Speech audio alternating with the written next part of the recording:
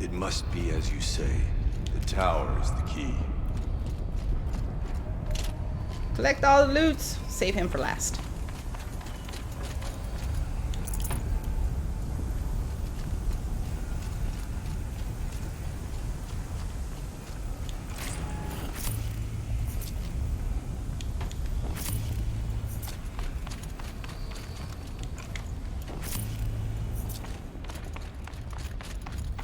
You spoke of the tower. What must be done with it? You just hang on a minute.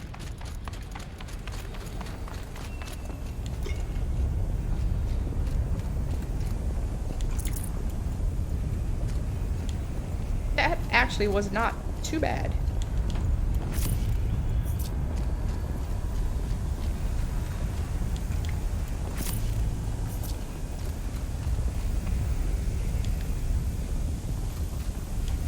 The tower. Perhaps it must be destroyed. It must, but it's going to wait.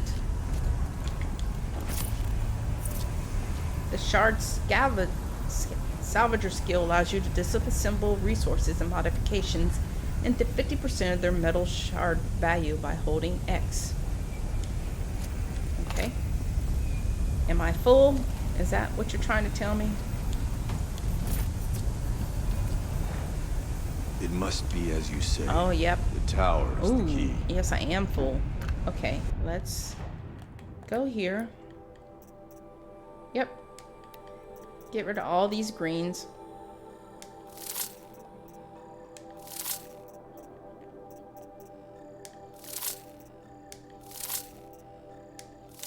Alright, let's pick this up. And let's... Was that you we looted already? Probably, since it had that really nice mod on it. Alright, is that everything? I think so.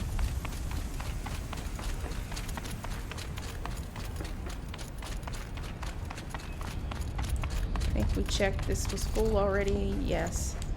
Health potions inside there. Health potion in this one. Yep. Alright. Now we can override. Critical threat detected. Autonomous defenses inoperative. Eloy! No! Loading our network. What?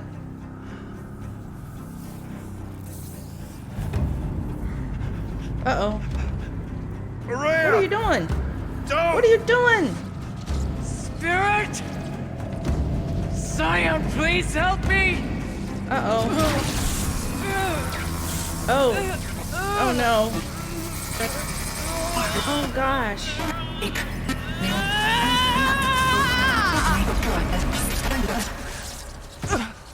Restraints destroyed. Core access attained. I am initiating a chain reaction that will destroy the compromised elements of this facility. In order to maintain caldera stabilization, I must now transfer my command functions to the auxiliary data center. Uh-oh, she's... Aurea, I'm free. Aurea, what's happening to you? You must escape. Uh-oh. Are we gonna have to run? Oh, she's not gonna make it. My sister! Oh, no.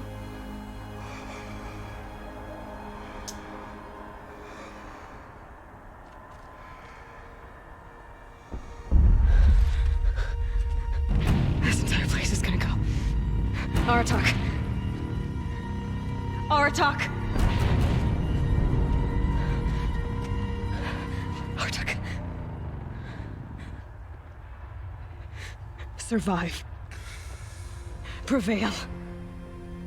You are Banuk. What else matters?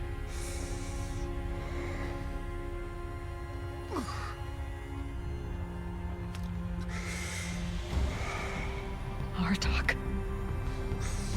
She wouldn't have wanted you to die here. Come on, dude. Get it together. Let's go. Let's go. That's right, Eloy. Tell him. Let's get a move on. Let's go! Let's go. Escape Cauldron. Come on. Follow me. Good thing I looted everything. Doesn't look like we have a chance. Uh-oh. Oh, look. One of those? It's the only way! Oh, jeez. At least I don't have to do it. She's doing it. Come on! Come on, dude! Come on!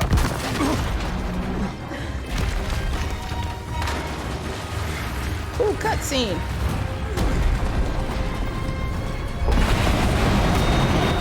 Whoa, please don't drop us in the molten lava.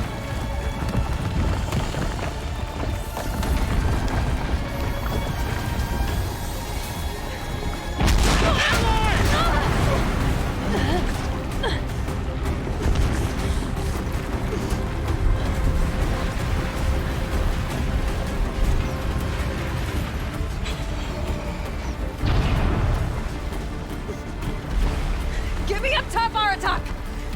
Now!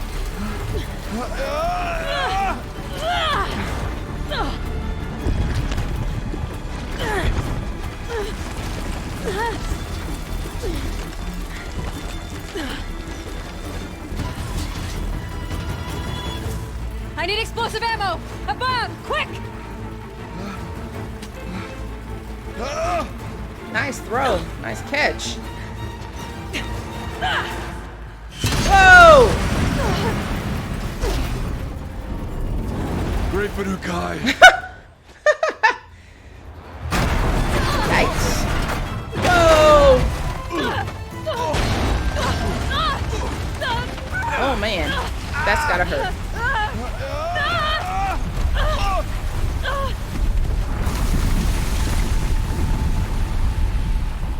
Okay. How did y'all not end up with any broken bones after that? I don't know.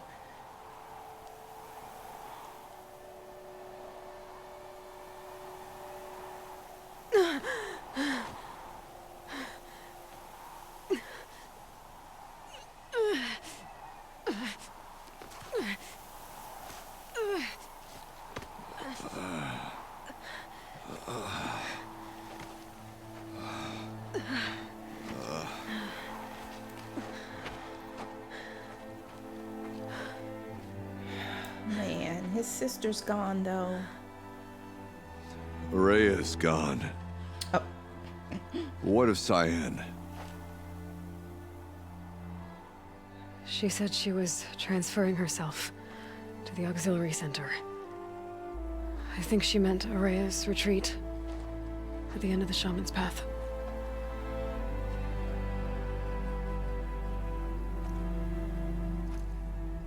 Then I will meet you there for the last verse of my sister's song.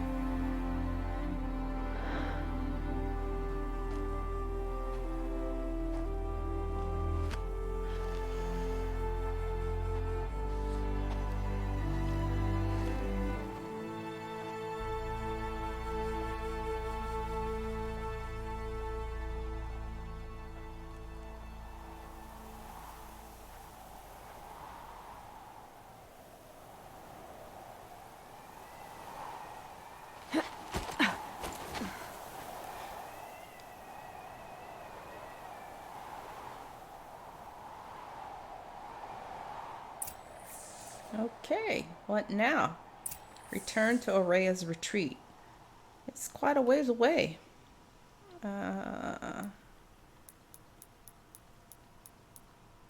We could call her Mount. Where is it at on the map?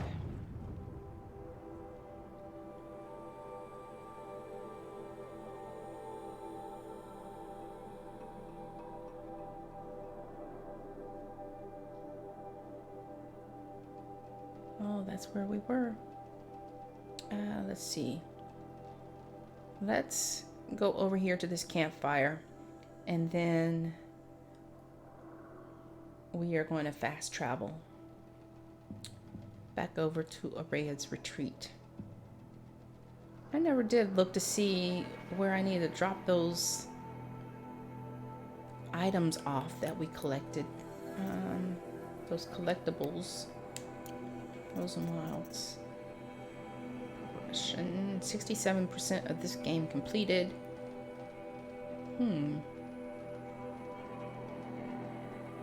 The figurines, yes. I needed to look to see where we need to drop those figurines off at.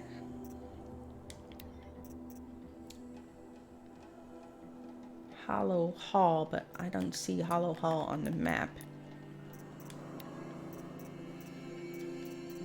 Spear damage, 23%.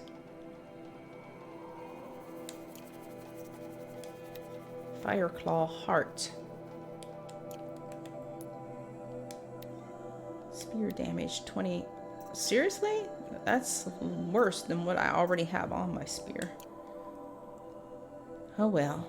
Let's head on up to this campfire to do a quick save.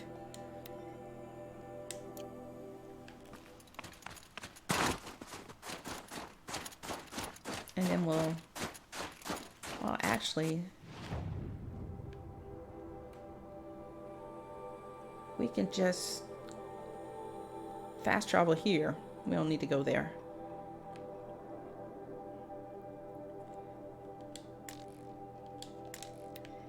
Let's fast travel over here.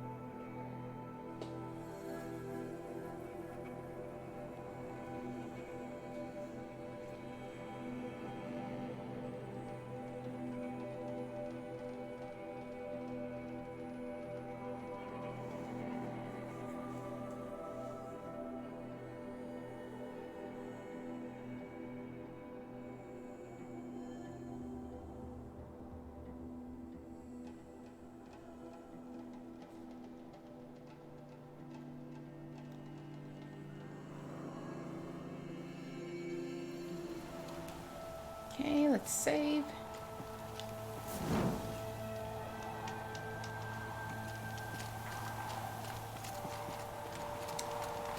I'm gonna miss you, Aurea.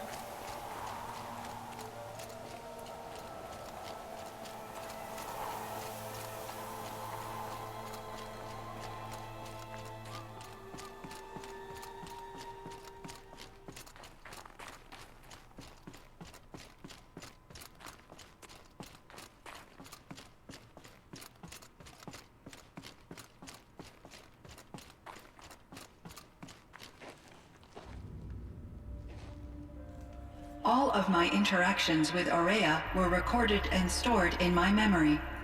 I'd be happy to play any of them for you, but there was one in particular I thought you would want to see first. I captured it 4 years ago, just after I told her that I could no longer defend myself against the daemon's attacks. I will speak of this to my brother. Aratak is strong.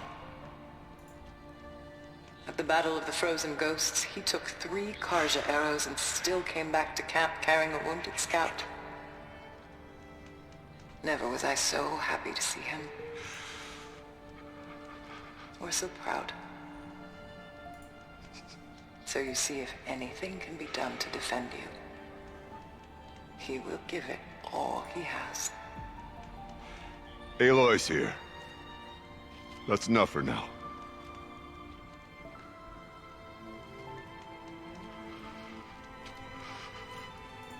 We can resume any time you like, Aratak, if you want to hear her voice again. Oh. Come closer, Eloy. We have much to discuss.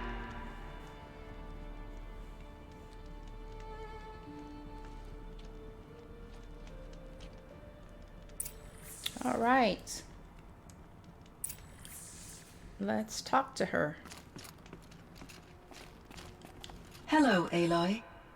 I have been reviewing the events at the Firebreak main facility. Because of your efforts, and of course, Aureas, I am no longer controlled by Hephaestus. I feel profound grief over Aurea's death.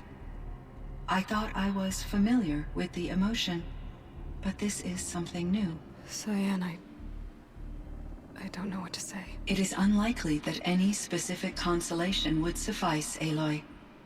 But I find your presence reassuring. You are different from the Banuk. You have technological aptitude and a functioning focus. We can communicate on a much more comprehensive level. Perhaps even like colleagues. Okay, so let's start with what are you? So are you an artificial intelligence, Cyan?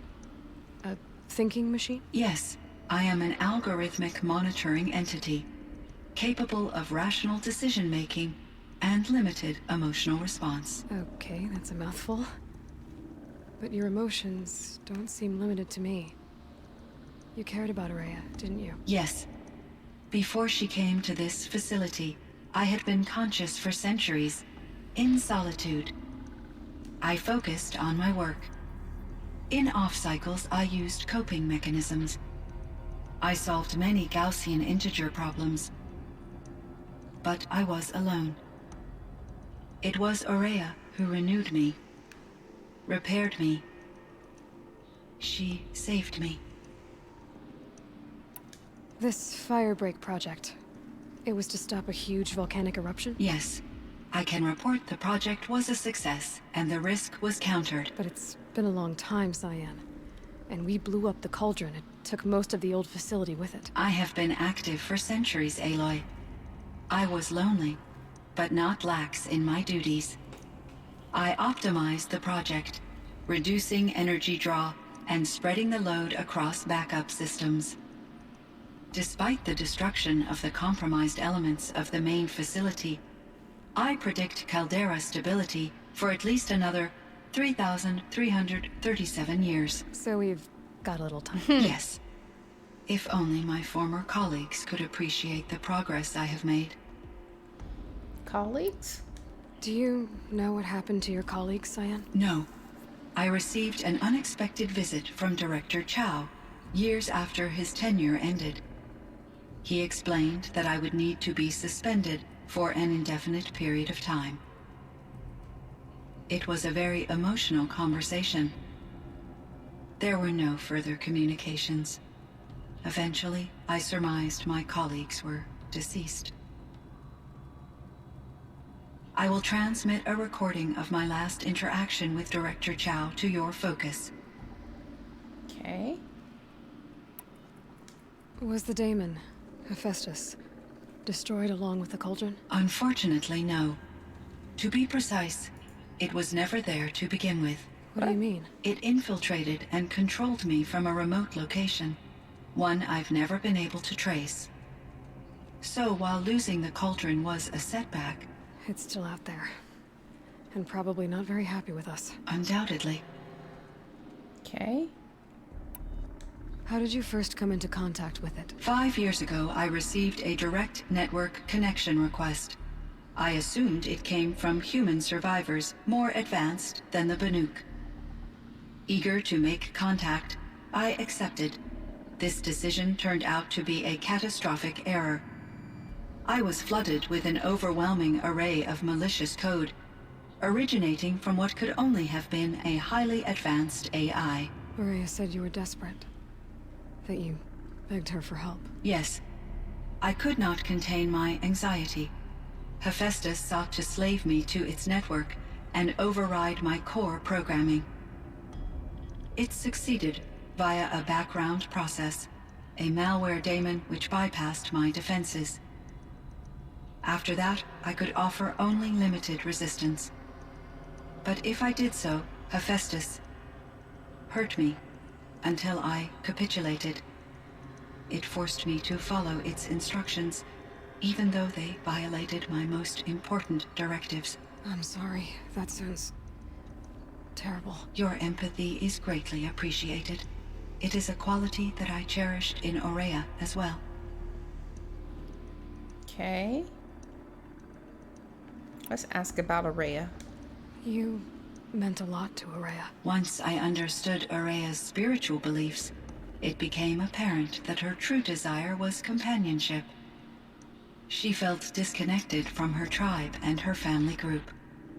Her relationship with Aratak was difficult. Our visits seemed to help her, and I became eager for them.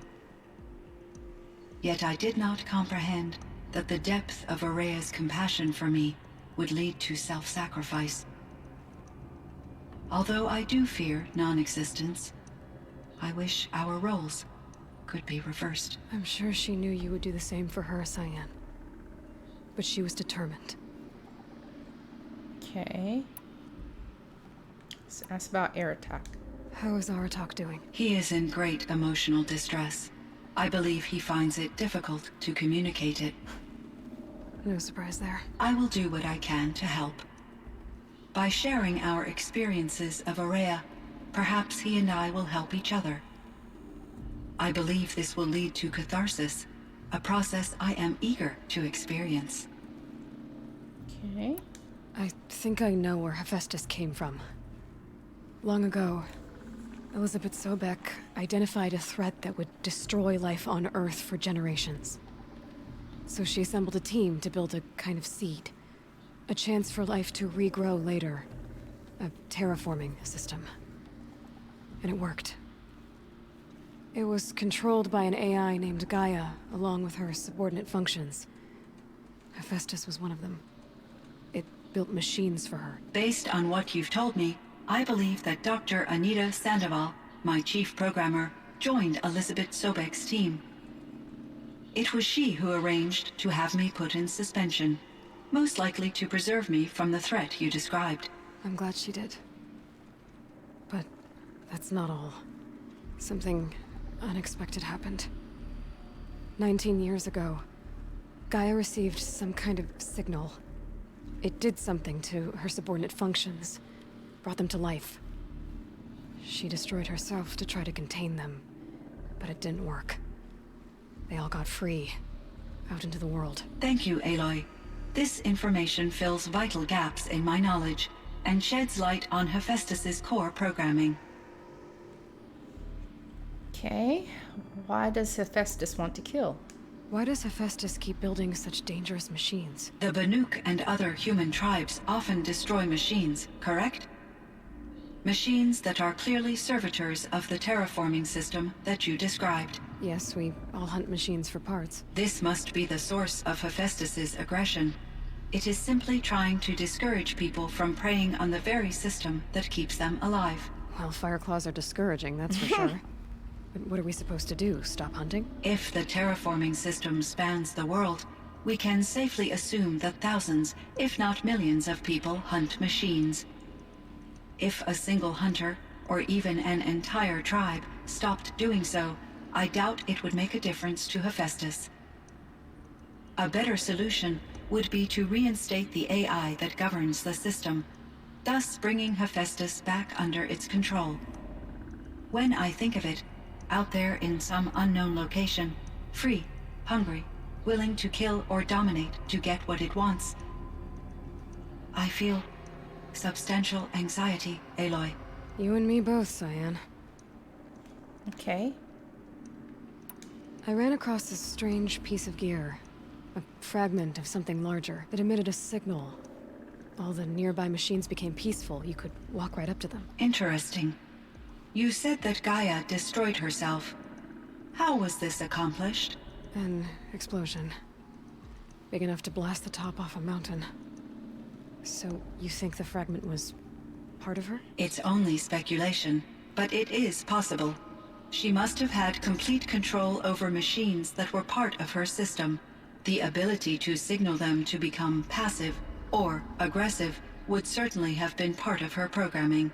It would have been gratifying to correspond with such a benevolent AI. I wish she had survived. Believe me, Cyan. So do I. Okay, let's see. Asking her a whole bunch of questions. I found the strangest machines. They're surrounded by flowers and look like flowers themselves. There's code embedded inside them.